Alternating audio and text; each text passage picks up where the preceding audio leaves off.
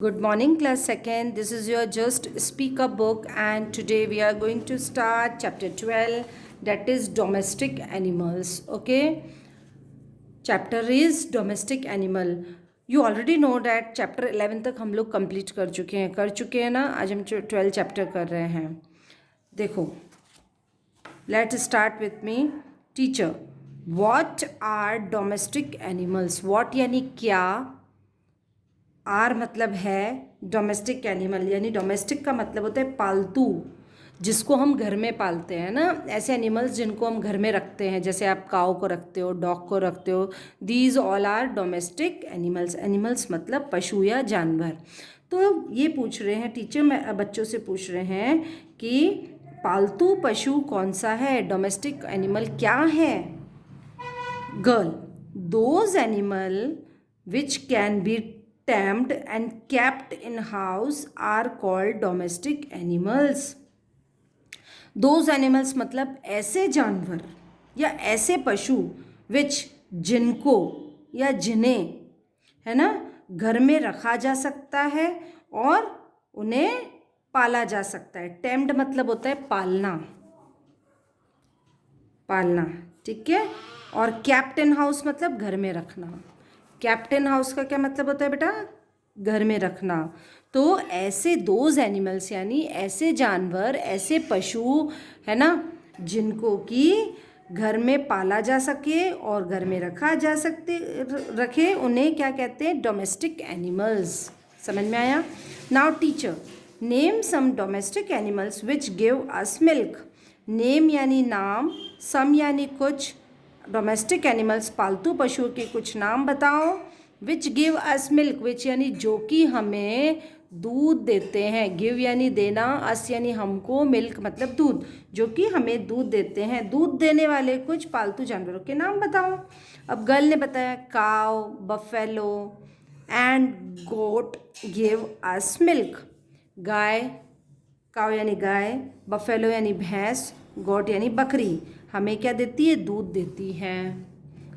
Teacher, which animal guards our house. Which यानी कौन सा, एनिमल मतलब जानवर, गार्ड यानी रक्षा करना या सुरक्षा या देखभाल करना, आवर हाउस हमारा, आवर यानी हमारा, हाउस यानी घर, हमारे घर की देखभाल कौन सा जानवर करता है या रक्षा कौन सा जानवर करता है.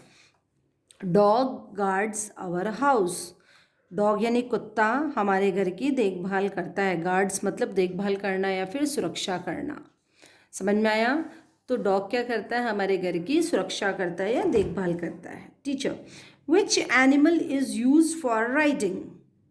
विच यानी कौन सा, एनिमल मतलब जानवर, इज यूज्ड काम आता है, फॉर राइडिंग सवारी. राइडिंग मतलब होता है सवारी. सवारी करने के लिए कौन सा एनिमल काम में आता है, आपको सबको पता है. Horse is used for riding. घोड़ा जो है वो सवारी करने के काम आता है. Horse is used for riding. Got it. Now teacher, which is the most faithful animal. Which यानी कौन सा, सब, मोस्ट यानी सबसे ज़्यादा, मोस्ट यानी क्या होगा, सबसे ज़्यादा. फेथफुल मतलब वफादार. फेथफुल का मतलब क्या होता है, वफादार. एनिमल मतलब जानवर. सबसे ज़्यादा कौन सा वफादार जानवर है. Girl, dog is the most faithful animal. जो कुत्ता है वो सबसे ज़्यादा, मोस्ट यानी ज़्यादा, फेथफुल यानी वफादार जानवर है. Dog is the most faithful animal. Which animal is use to carry load. Which यानी कौन सा, एनिमल मतलब जानवर, यूज्ड इज़ यूज्ड टू मतलब काम आता है, कैरी लोड. कैरी मतलब ले जाने के लिए, लोड मतलब बोझ.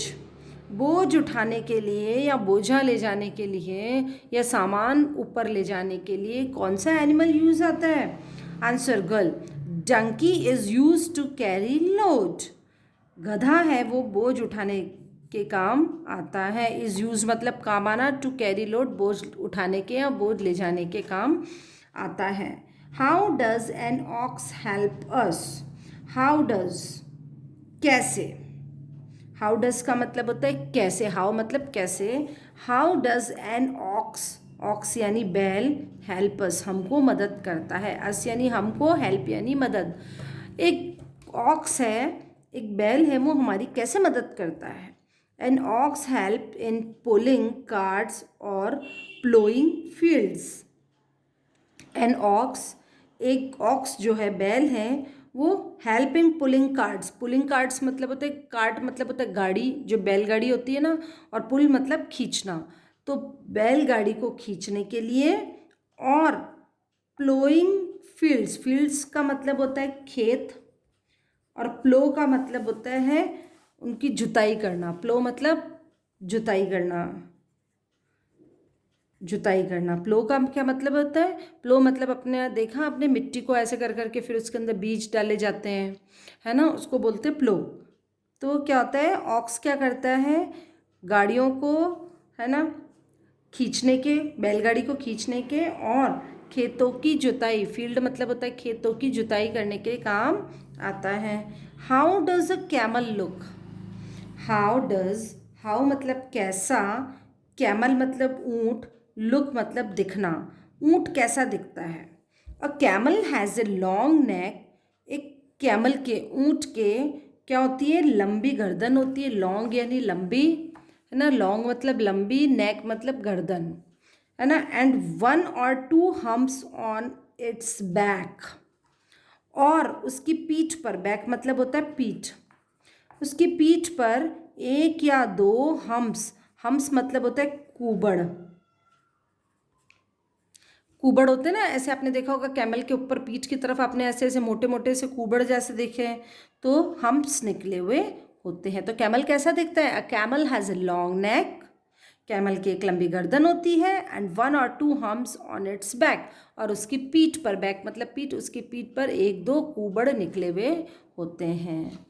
Now children what you have to do, आपको क्या करना है, प्रैक्टिस ब्रेक 2।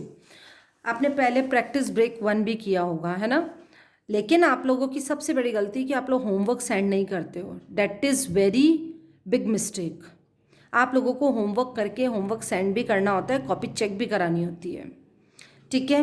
प्रैक्टिस ब्रेक 2 में क्या करना है, चैप्टर 7 से 12 लिखा हुआ है, लिखा हुआ है यहाँ पर, चैप्टर 7 से 12 के अंदर ये सारे क्वेश्चन हैं। आपको क्या करना है कि उन चैप्टर 7 से 12 के अंदर जो क्वेश्चन है उसमें से आंसर निकालने हैं और यहाँ पर आपको लिखने हैं। समझ में आ गया आपको? 7 से 12 के बीच में सारे क्वेश्चन हैं, ये 18 के 18 क्वेश्चन वहाँ पर मिलेंगे आपको। इन 18 के 18 क्वेश्चन को उसमें से लेना है आंसर को, यहाँ पर फिल करना है लर्न करके, ठीक है। ये तो हुआ आपका होमवर्क, जो कि इस वीडियो के साथ में ही करना है आपको। समझ में आया? अब मैं आपको दे रही हूँ आपका एक होमवर्क, ये सेल्फ इवैल्यूएशन पेज नंबर 35 पर, यहाँ लिख रही हूँ पेज नंबर 35। समझ में आया? अब कौन सा होमवर्क है ये देखो, कौन सा होमवर्क है,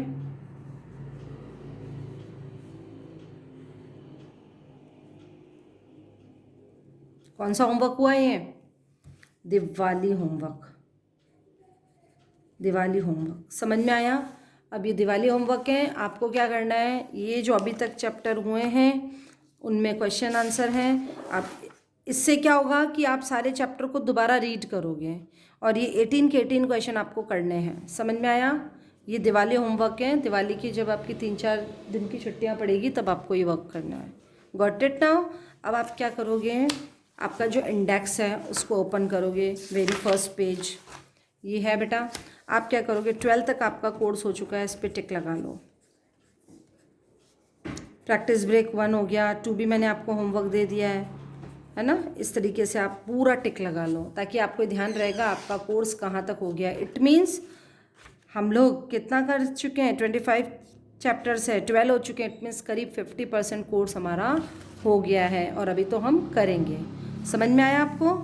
अब आपको एक चीज़ और इम्पॉर्टेंट मैं बताना चाहूँगी कि आपका फर्स्ट क्लास और सेकंड क्लास दोनों ही क्लासेस का कंप्यूटर ओरल होगा। ध्यान से सुनो, कंप्यूटर का एग्ज़ाम ओरल होगा, जीके का एग्ज़ाम ओरल होगा और जस्ट स्पीक अप का भी एग्ज़ाम है वो ओरल होगा। समझ में आया? इसलिए आपको ये सारे क्वेश्चन जो हैं वो ओरली लर्न करने हैं।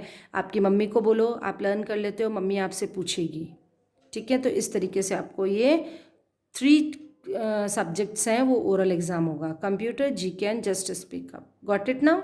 Okay, thank you, have a nice day.